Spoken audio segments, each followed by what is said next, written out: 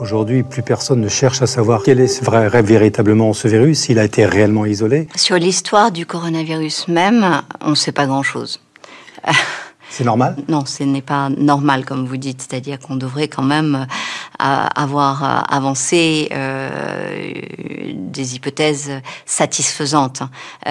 Plus satisfaisantes, en tout cas, que l'histoire d'un marché avec un pangolin ou chauve-souris qui est la cause de tous nos maux, qui est d'ailleurs un scénario qu'on n'entend plus.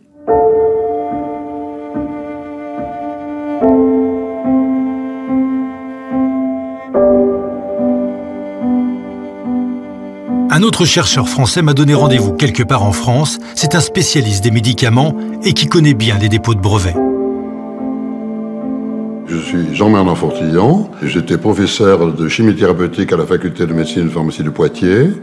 Et je suis ingénieur chimiste de formation. En 1977, j'ai décidé de créer un centre de recherche biomédicale de phase 1. C'est-à-dire que, en phase 1, quand un médicament est étudié chez l'animal, il passe chez l'homme et on fait des études de phase 1, c'est-à-dire des études de tolérance du médicament. Alors, racontez-nous, qu'est-ce qui s'est passé du mois de mars au mois de juillet? Qu'est-ce qui vous a mis la puce à l'oreille en disant « Tiens, il y a quelque chose qui ne va pas » ? Quand, au mois de mars, quand ils ont trouvé le premier brevet, il m'a fallu 15 jours pour comprendre la suite. Ils ont pris le virus responsable de l'épidémie de SRAS, en Asie, SARS-CoV, qui n'a fait que 714 morts, hein, si vous voulez dire, donc la non-dangerosité de ce coronavirus. Et ils ont inséré la séquence d'ADN de la malaria, et puis ils ont inséré donc 157 segments d'ADN et de protéines. Voilà. Et ce qui a donné SARS-CoV-1. Donc ça, c'est un brevet qui date de quand? Il a été déposé en 2003. Quand vous déposez un brevet en 2003, avec 158 insertions, c'est un boulot c'est le travail de 10 ans au moins. Et donc, ils avaient commencé dans les années 90. Ensuite, en 2011, ils ont pris un brevet, que vous allez voir, et de SARS-CoV-1, ils sont passés à SARS-CoV-2, c'est exactement la même chose. Voilà le brevet.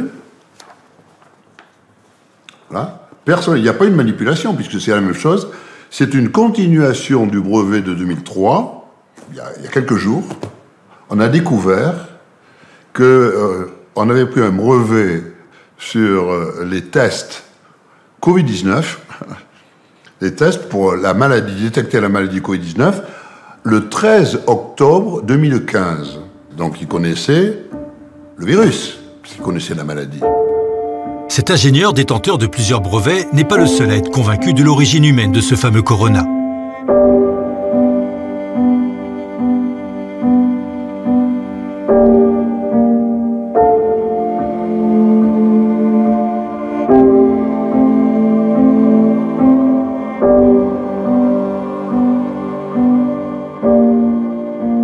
Finalement, il n'est pas dangereux, ce virus. Il est un peu plus dangereux que le coronavirus naturel, parce qu'on a foutu des saloperies, mais c'est pas dangereux. Ce qui est très dangereux, c'est le vaccin qui va en sortir. Par qui il a été fabriqué? Tout a été fabriqué par l'Institut Pasteur. Pour le professeur, aucun doute. Le virus est bien sorti de l'Institut Pasteur avant d'être envoyé à Wuhan ou ailleurs. Le coupable de la Covid-19 a bien été trouvé. En plein confinement, un prix Nobel de médecine intervient pour le dire. Réaction attendue des journalistes présents. Ce que vous annoncez est énorme. C'est une bombe nucléaire, si je puis dire. Il faut se méfier. Les deux vont pourtant enterrer l'information. Canal+ refusera de nous vendre les images, disponibles gratuitement sur YouTube. Pourquoi on n'en parle pas de cette création? Pourquoi on refuse de l'entendre, ça, ce message? Parce qu'il y a ce qu'on appelle en anglais un cover-up général. Ça, c'est extraordinaire, c'est-à-dire que même les scientifiques sont achetés. Même les scientifiques américains, français, anglais, ils parlent presque tous d'un même élan. C'est un virus qui a été produit par la nature. C'est faux. je suis foudroyé par ce que je lis dans les journaux actuels. C'est-à-dire toutes les contre-vérités. Toutes les contre-vérités. Lesquelles? Les contre-vérités sur l'origine, on cache l'origine de ce virus. Il n'y a pas quel est le journal qui pose la question? Il pourrait dire oui ou non. Bien sûr, il n'est pas obligé de dire oui, mais au moins poser la question. Quels sont les arguments pour la manipulation humaine, les arguments pour l'origine naturelle? On ne voit pas ça. Même dans des journaux très respectables. Comment vous voyez la suite là dans les prochains mois, voire même dans les prochaines semaines? Le virus n'aime pas les corps étrangers. Donc il se débarrasse des corps étrangers, il devient moins méchant. Et puis il y a même aussi l'immunité, une certaine immunité qui peut se produire. Et donc c'est le sort de toutes les épidémies, si vous voulez. C'est de monter et ensuite de disparaître. On aura donc eu de la chance. Le virus était prévu pour tuer. La nature nous a encore sorti d'un mauvais pas.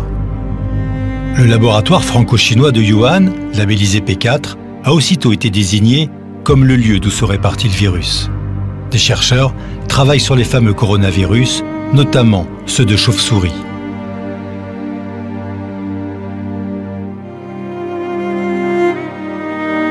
Un professeur et son équipe à Shanghai ont analysé une séquence du SARS-CoV-2 pour la première fois dans le monde et ont publié leurs résultats dans la revue scientifique Nature le 3 février 2020.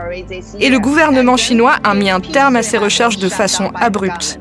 Je l'écoutais avec peu d'intérêt jusqu'à présent, je dois l'avouer. Elle avait annoncé qu'elle avait les preuves, qu'elle allait apporter des preuves de la construction du SARS-CoV-2 dans un laboratoire. Et puis, elle a sorti finalement ce papier qui fait la démonstration des différentes étapes qui peuvent être mises en œuvre pour construire un SARS-CoV-2 dans un laboratoire.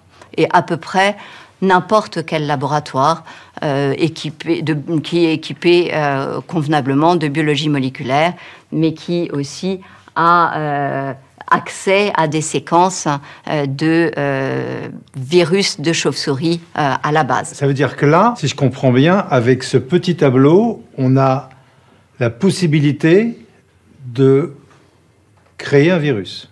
De créer le SARS-CoV-2.